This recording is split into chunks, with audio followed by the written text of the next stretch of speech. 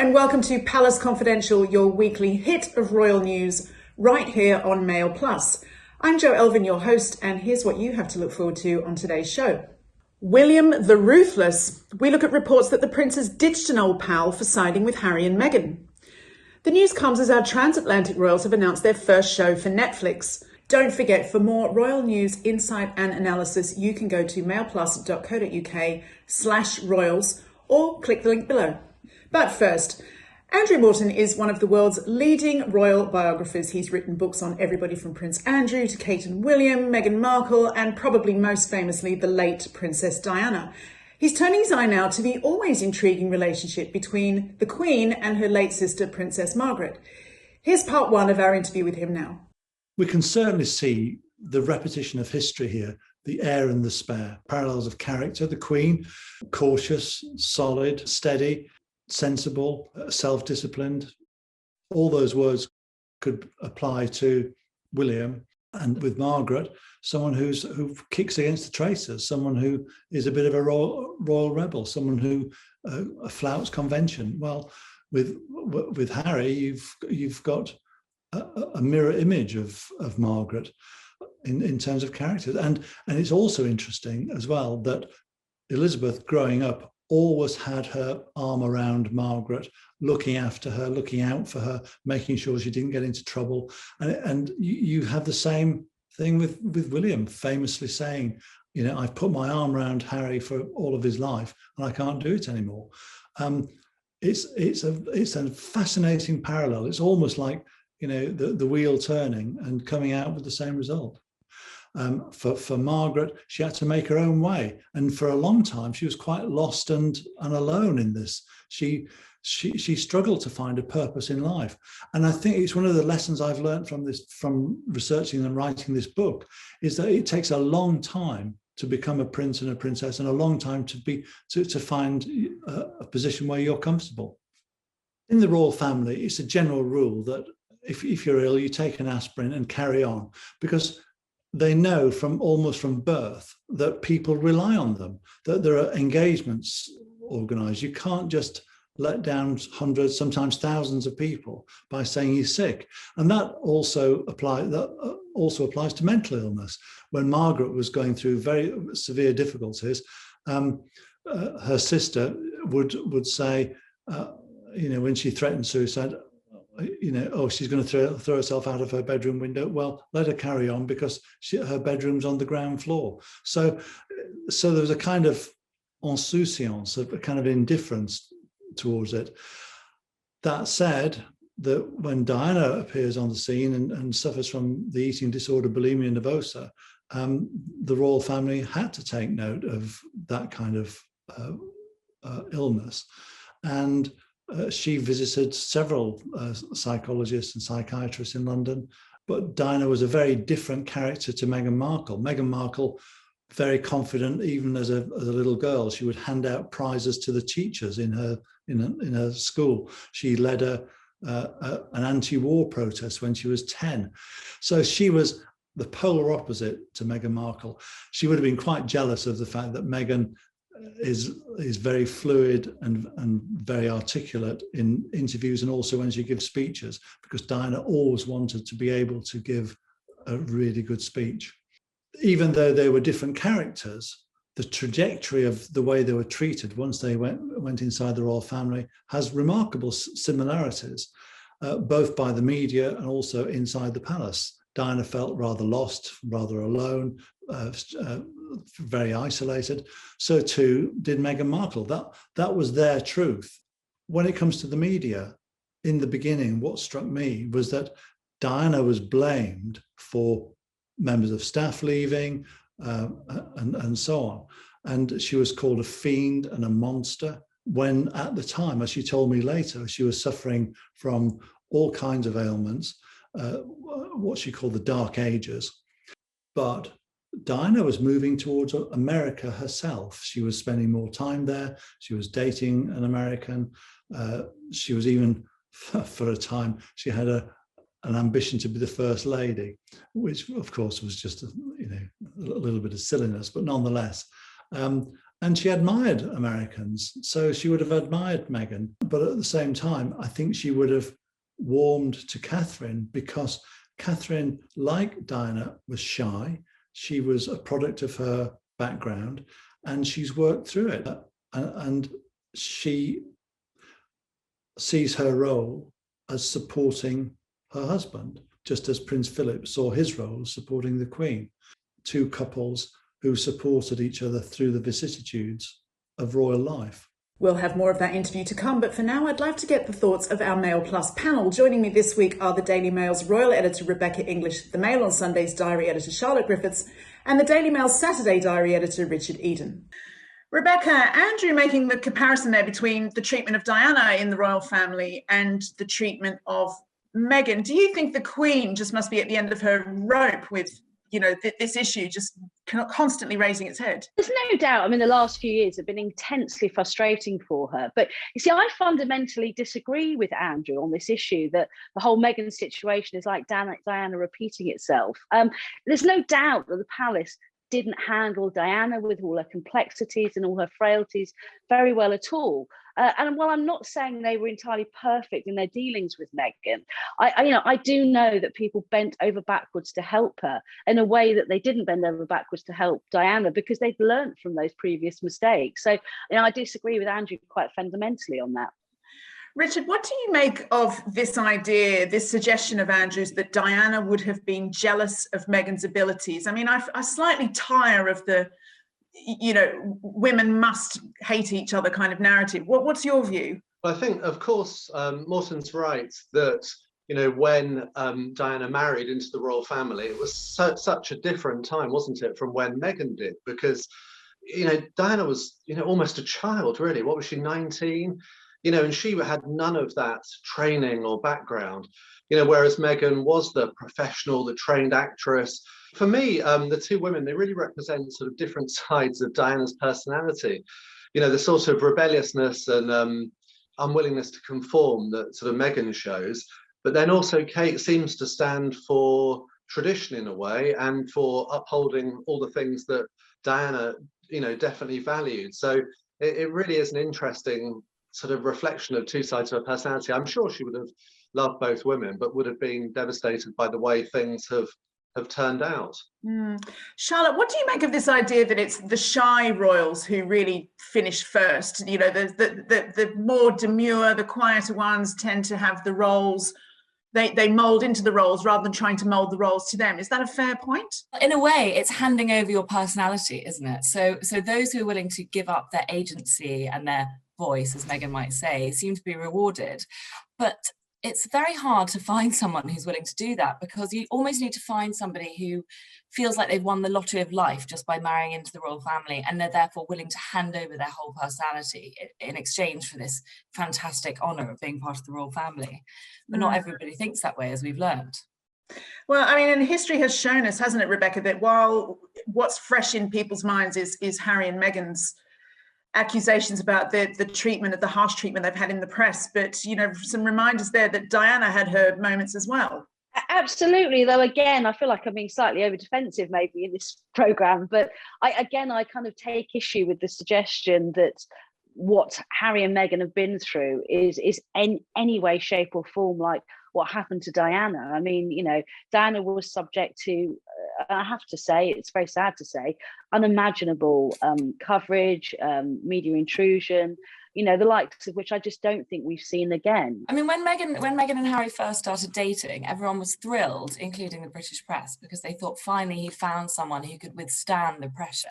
But the problem is she already had a personality, and they bent over backwards, allowing her to paint her nails black, which was, until Meghan's Oprah interview, the worst thing you could do is wear a pair of tights and not wear a pair of tights and paint your nails black. And they let her do all sorts of small sort of rule breaking. Diana, I think a lot of people would argue, in her way, changed the shape and the course of the royal family and changed the way that William and Harry were raised. And they're sort of much more emotive royals than we've seen in the past. Perhaps could it have been a good thing that she was allowed to sort of gently restructure certain protocols? Yeah, I think it's created two incredibly warm young royals in William and Harry, and who know how to go to McDonald's. Famously, she took them to McDonald's, didn't she? And got them in touch with the real world. And so in that way, the good thing is she's produced two very personable princes. Andrew Morton's book, Elizabeth and Margaret, The Intimate World of the Windsor Sisters, is out now.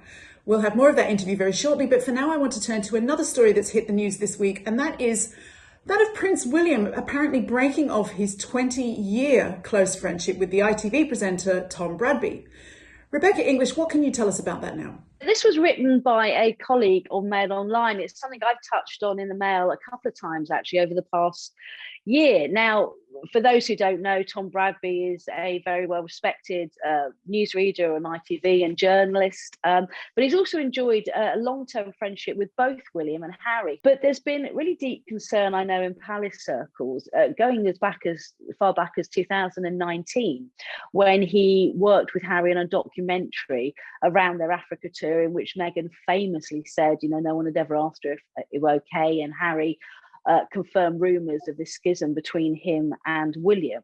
And I know that William and many royal advisors watched this documentary with a deep sense of uncomfortableness about it. They felt that he was very firmly placing himself in the Harry and Meghan camp and being a bit of a conduit for them. There's been no row. There's been no dramatic falling out, but William is very good at cutting people out of his circle, and that's exactly what's happened to Bradby. And there's no sign of that ever changing in the future, I don't think. So just a bit of an icing off. I mean, Charlotte, last time you were on this program, you were discussing the fact that that William has a notorious ruthless streak. So have you seen this sort of thing before? Yeah, William is notorious for doing this kind of thing. He used to flush out his friends by planting crazy stories that weren't at all true. But Harry used to do that as well. And, they used to be very much on the same page, Harry and William. They would be united in their distrust of friends who might betray them. And then over time, I think William grew to accept that a certain amount of stories come out, and they're on the whole pretty harmless. But what Tom Bradby's done is, provided a huge platform for a really massive negative story. And he didn't really push back on Harry too much. Talk about flushing out.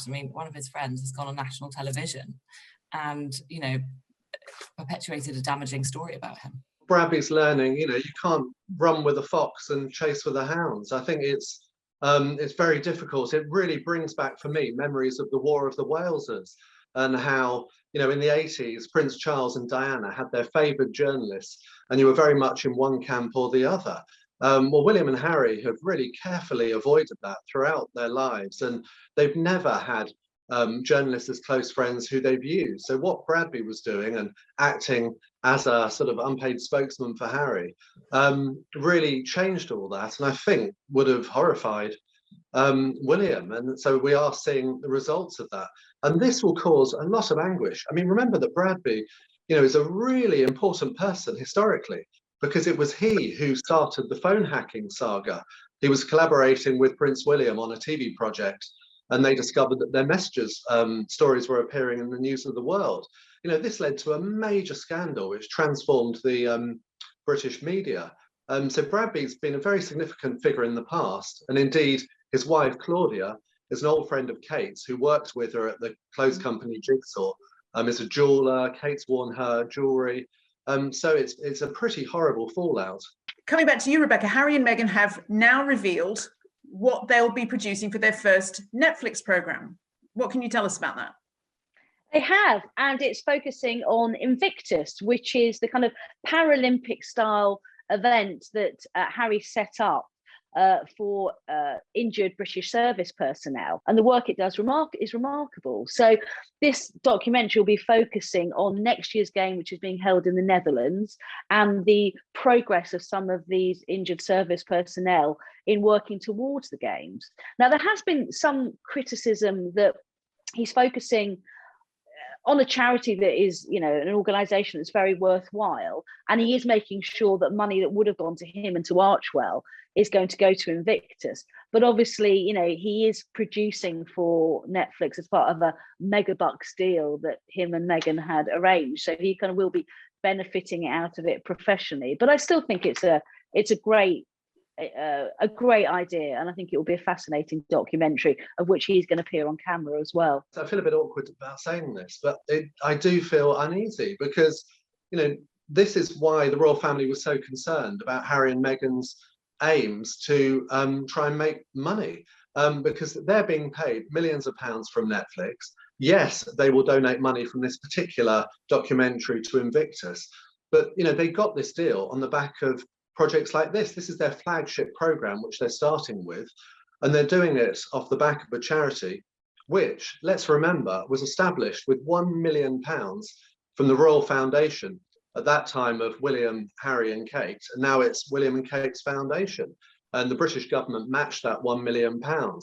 So it's a very sensitive thing, and it leaves me feeling uneasy.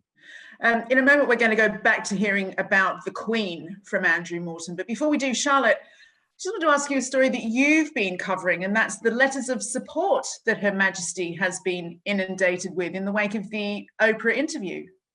Yes, the Queen got inundated with these letters. And then last week I found myself inundated with these letters from well-wishers to the Queen, who then sent me some of the letters that they'd got back from the Queen.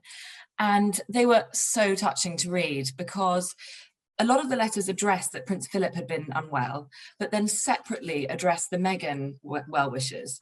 And they said things like, the Queen, is genuinely grateful for support during this sad time. And this isn't to do with Philip, remember, this is saying that Meghan has been a sad time. It's quite the admission from the Queen. And she said things like, she repeated the word kind, and in a lot of the letters, how kind everyone had been to her during the time. Her ladies in waiting have been working around the clock behind the scenes, responding to each of these letters individually. And it's not just a stock response, because I've seen variation in the letters. I remember when I was at school, I think I was 8 years old, and I wrote to the Queen because I had to do a school project, and said, can I come and have a look at your palace? Didn't obviously never knowing that I would go into this and job. you never gave up on that wish, did you? Age 8, brilliant. Yeah. Well, I did, and I received a letter from one of the lady in waitings, which I've still got somewhere, saying, well, thank you for your letter, Rebecca. I'm really excited about your school project. But go away. We can't let people in, but these are places that you can visit, and they sent me some leaflets and stuff like that. We should do a special on the ladies in waiting who write these letters. They're amazing. That's a brilliant idea. Amazing. And they've been doing this job for years. Let's have a look at part 2 of our interview with Andrew Morton now, and his insights into Princess Margaret's relationship with the divorcee that made international headlines. Does that sound familiar? I think the irony of the Queen's life is that she's seen as quite a cold and distant mother.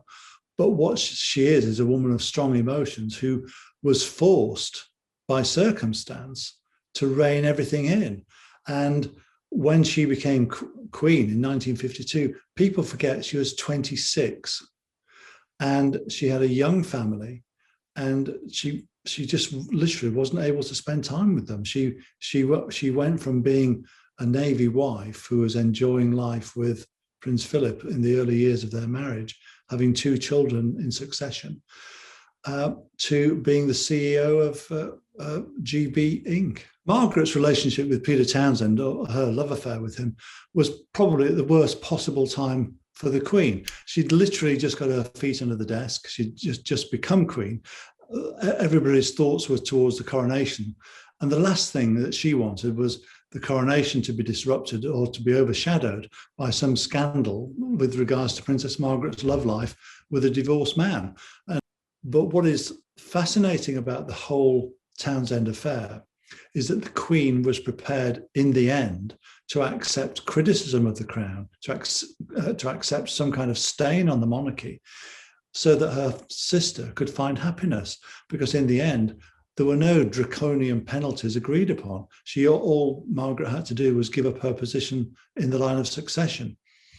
And all the talk of living in exile, having no money, giving up her title, just faded away. And the documents that I looked at in the National Archives made it perfectly clear that the Prime Minister, Anthony Eden, and the Queen were working in concert with Margaret to facilitate her future happiness. generally, the Queen seems more flexible and amenable than she was at the beginning of her reign. In the sunset of her reign, she seems totally in command, totally in control, but also more understanding of the vicissitudes that people, members of her family, have to go through. So there's no, and I think it's something she learned from Margaret herself and Margaret's relationships, that not to be so judgmental. And it's just a quick reminder that Andrew Morton's book, Elizabeth and Margaret, The Intimate World of the Windsor Sisters, is out now. But sadly, that's all we have time for on today's Palace Confidential. Thanks as ever to my guests, Rebecca English, Charlotte Griffiths and Richard Eden, and of course, Andrew Morton. And thanks to you for watching. We'll see you next week on Palace Confidential here at Mail Plus.